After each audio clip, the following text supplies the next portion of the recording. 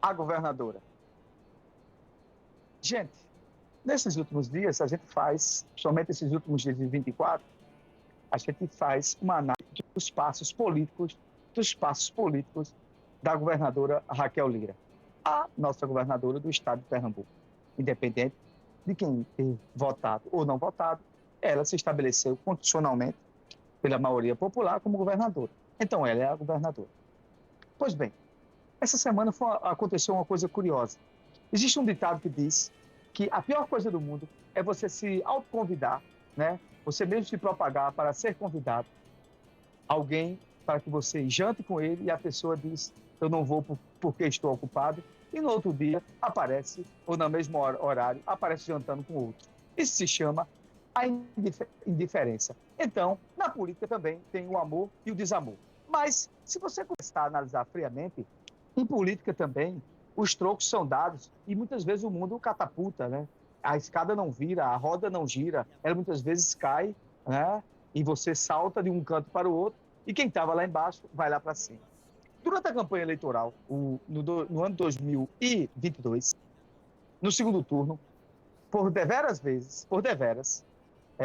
assessores do Lula e até o próprio Lula ligou para João Lira, e aí a turma esquece do que aconteceu, para que a governadora, observando que o estado de Pernambuco já dava uma certa maioria a Lula, dava 63%, pediu, né, a governadora que também, né, entrasse também na campanha e apoiasse o presidente Lula, né, até para aumentar também o percentual. Não é porque o Lula em Pernambuco ia precisar, porque ele já tinha um percentual significativo.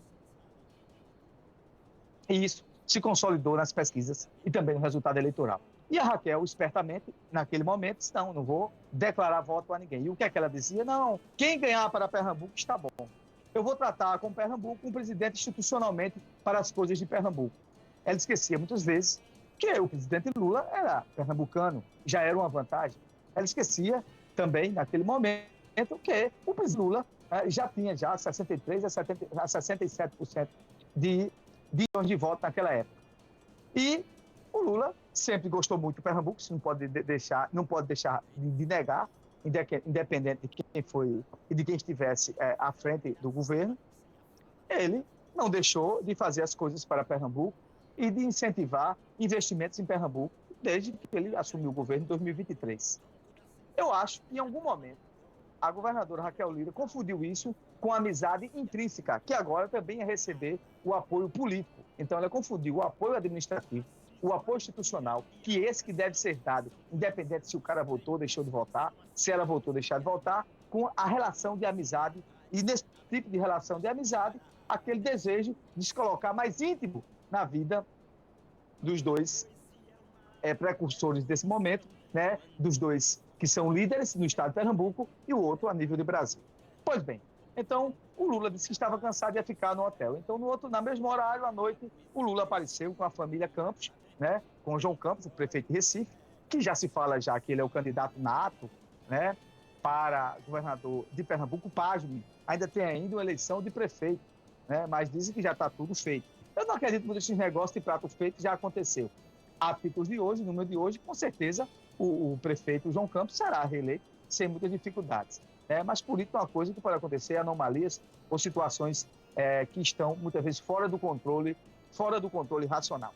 Mas pois bem, mas quem está hoje no auge é sim o João Campos. E aí o Lula aparece jantando com a família Campos, a mãe de João Campos, os irmãos de João Campos, a filha de João Campos, com o marido dela, e toda a família Campos lá. E, naquele momento ali, quem viu aquilo ali, viu claramente que o presidente Lula deu um recado à governadora Raquel Lira. Disse, olha, as coisas institucionais de Pernambuco nós vamos tratar. O que é de interesse do povo pernambucano, eu vou fazer o maior esforço que aconteça. A título que ele ratificou, né, a instalação da escola de sargentos do Exército. A escola de sargentos do Exército estava para ir para o Sul por falta de interesse da própria governadora. Existia, sim, a questão porque a área é muito grande, a área que tem que ser desapropriada e que tem que ser doada pelo governo do Estado. Existe dentro dessa áreas de matas, áreas de floresta, mas aí o Exército entregou um projeto de compensação ambiental, onde você degrada aqui de um lado, mas você planta do outro, e é sempre assim.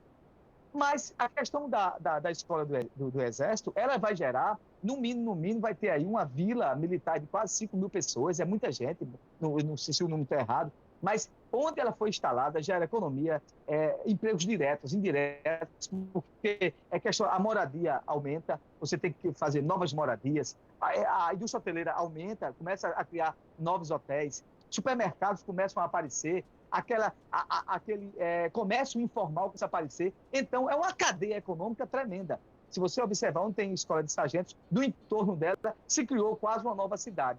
E o estabelecimento de uma escola de exército é quase uma cidade do porte de Nossa São Vicente. É quase uma cidade do porte de Nossa São Vicente, menor um pouco, digo a você 50%, mas tem cidades aí, como habitantes de São Paulo, estado de São Paulo, em Minas Gerais e até na Bahia. Então isso gera economicamente uma coisa tremenda.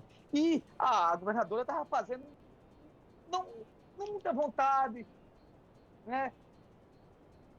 Não estava criando muito esforço para que isso fosse ratificado. Tanto é que o próprio comando militar do Nordeste, aqui que é o comando do Exército do Nordeste, está dizendo, ó, se não tiver interesse, né, o Exército, foi isso comunicado, o chefe do Exército, juntamente com o ministro José Múcio, já estava em dificuldade, porque estava o próprio Exército, ó, dizendo o seguinte, se o Estado de Pernambuco não tiver interesse, a gente vai colocar no sul do país. E parece que o Paraná estava lutando por isso aí, foi o Pernambuco que conseguiu, e foi verdadeiro, muito aplaudido na época, quando foi definido isso, e a bancada parlamentar do Estado de Pernambuco lutou muito que isso acontecesse, partidos de direita, de esquerda, de centro, porque sabem da vantajosidade que tem uma escola dessa. E depois Raquel vai, quando viu que não tinha para onde, e isso aí a gente deve muito ao ministro Zé Múcio, que lutou tremendamente, diuturnamente, né? E o presidente Lula definiu, olha, tem que ser em Pernambuco.